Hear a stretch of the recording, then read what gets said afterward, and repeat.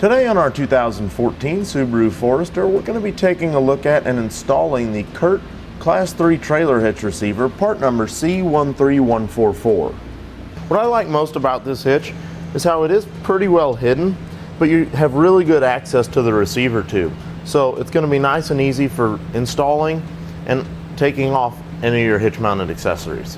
It's got this nice long receiver tube that helps to bring the face of our receiver tube opening out close to the outer edge of the bumper, so that's going to help give us that extra clearance that we may need for some of our accessories like bike racks or cargo carriers. It does have a standard 5/8 inch hitch pin hole, and around the 2 inch by 2 inch receiver tube opening, it's got this nice reinforcement collar that's welded on, which is nice and thick to help give it a nice sturdy look, and it also helps it look really clean. And then here we've got the plate style safety chain connection points back here with these nice large holes that should make it pretty easy to connect just about whatever type of safety chain you may have to them. With all non-trailer loads on this hitch, CURT does require the use of a stabilization strap. You can get one of those on our site, part number 18050. This hitch features a 525 pound max tongue weight rating and a 3,500 pound gross trailer weight rating. It's not rated for use with a weight distribution system, and you'll want to be sure to check the owner's manual to see that your vehicle is rated for that type of weight. When installing this hitch, a common question is, are you able to reinstall the heat shield that goes above the factory exhaust? And you are. It just requires a little bit of trimming, which is easy to do. Let's give you some measurements to help assist you with your selection of hitch mounted accessories, such as ball mounts, bike racks, or cargo carriers. The distance from the center of the hitch pin hole to the outermost part of the rear bumper is about 3.5 inches. And the distance from the top inside edge of the receiver tube opening to the ground is about 14 inches. Now, let's show you how to install this hitch. First thing we'll need to do to begin our installation is we're going to need to take this exhaust down so it's out of the way, so we can gain access to where our mounting locations will be. And in order to do that, we'll need to remove these rubber isolators from the exhaust hangers. I'm going to put a little bit of spray lubricant up there just to help ease the removal. The other one's going to be towards the front side of the muffler.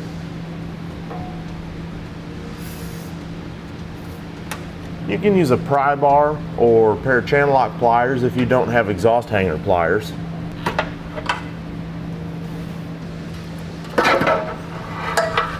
You can then take a 14mm socket and wrench. And you don't have to do this, you can just let the exhaust hang if you'd like, but I'm going to remove these bolts so I can take this whole muffler off to make it a little bit easier.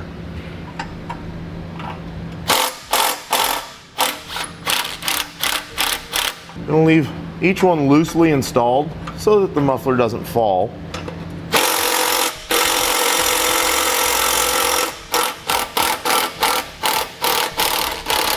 Then I'll support the muffler. Remove the nuts off both of these bolts at the flange.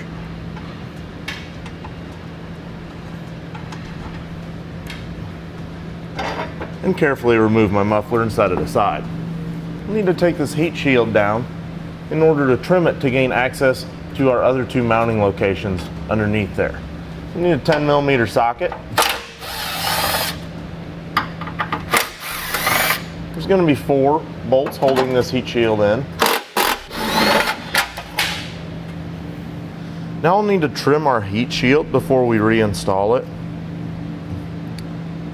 I'm just going to mark it according to the instructions.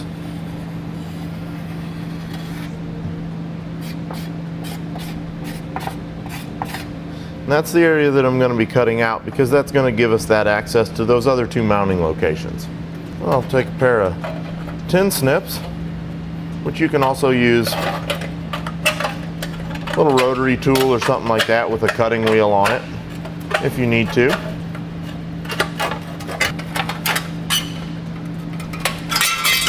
With our heat shield trimmed, we can reinstall it. When we reinstall it, we'll only be using 3 of the 4 10mm bolts that we took out.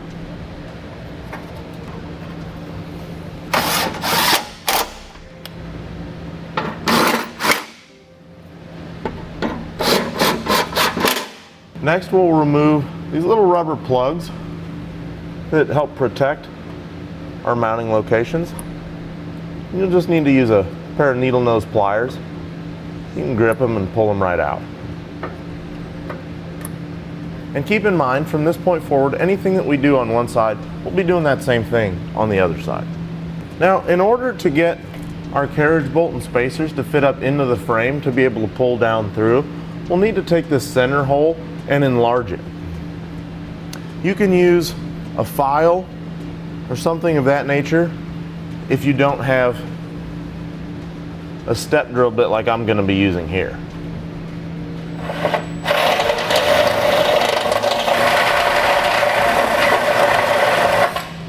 Now, with our hole drilled out large enough to be able to fit our carriage bolt and spacer up through to get them into the frame, you can take supplied fish wire. We'll take the coiled end and send it through our rearmost hole, fish it down out through that larger hole that we just made bigger for our access hole. Then we can put our square hole spacer and thread our 1/2 inch carriage bolt into that fish wire. Then we'll use that fish wire in order to pull our spacer block and carriage bolt through into position. I'll do that same thing for this frontmost hole here.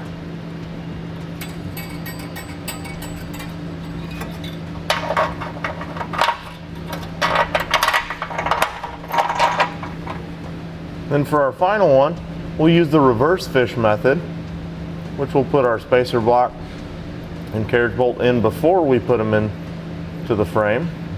Then we'll feed the carriage bolt in first, followed by the spacer block, then pull it back down into position.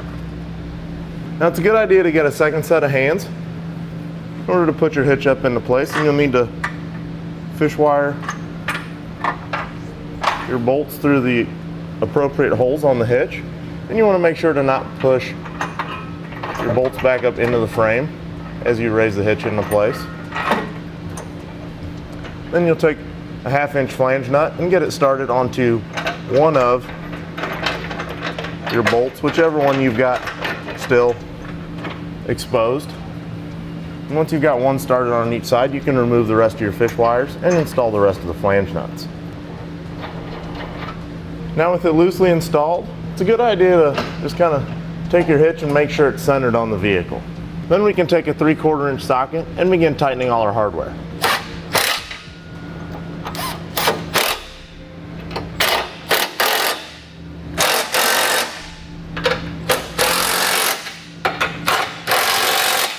With all of our hardware tightened down, we need to go back around and double check the torque to make sure it's torqued to the specification in the instructions.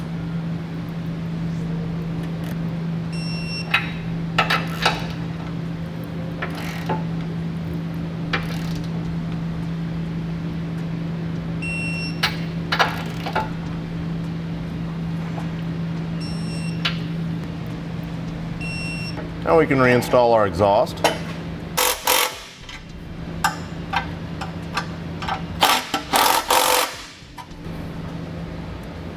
That's going to complete our look at and installation of the CURT Class 3 Trailer Hitch Receiver, part number C13144, on our 2014 Subaru Forester. Click the link below to shop, learn more, or visit us at etrailer.com.